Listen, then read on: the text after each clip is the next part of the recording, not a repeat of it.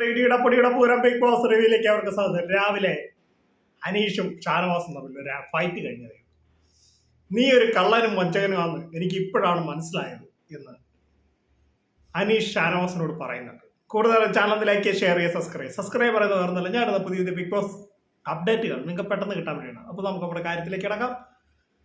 ഇന്ന് രാവിലെ കിച്ചണിൽ ചെറിയൊരു ഫൈറ്റ് നടന്നു ഷാനവാസും അനീഷും തമ്മിൽ. അനീഷ് ചോദിച്ചു, എടാ കോയിൻ ആരുടെ കയ്യിലാണ്? ഷാനവാസിന് പറയും. അപ്പോൾ ഷാനവാസ് എൻ്റെ കയ്യിലുണ്ട്. അപ്പം അനീഷ് പറഞ്ഞു, നീ ഒരു കള്ളനും വഞ്ചകനുമാണെന്ന് ഇപ്പോഴാണ് എനിക്ക് മനസ്സിലായത് എന്ന് പറയുന്നുണ്ട്. അപ്പോൾ ഷാനവാസിന് ദേഷ്യം വന്നു. ഷാനവാസ് ദേഷ്യപ്പെട്ട് പറയുന്നത്, ഞാൻ എൻ്റെ ഫ്രണ്ടിന് വേണ്ടി അത് മേടിച്ചു വെച്ചു, നിനക്ക് വേണ്ടിയല്ല, എനിക്ക് വേണ്ടിയല്ല എന്നൊക്കെ ഷാനവാസ് അനീഷിനോട് പറയുന്നുണ്ട്. എന്നിട്ട് പറയുന്നുണ്ട്, നീ എൻ്റെ അടുത്ത് ഞാൻ 2 പ്രാവശ്യം മിണ്ടാൻ വന്നു, നീ മിണ്ടാതെ തിരിഞ്ഞ് നടക്കുകയാണ് ചെയ്തത്, അപ്പം ഞാൻ നിനക്ക് തരണോ? അതുകൊണ്ട് തന്നെ ഞാൻ മേടിച്ചു വെച്ചത്, ഇനി നിനക്ക് തരാം, എനിക്ക് അതിൻ്റെ ആവശ്യമൊന്നുമില്ല എന്ന് പറയുന്നുണ്ട്.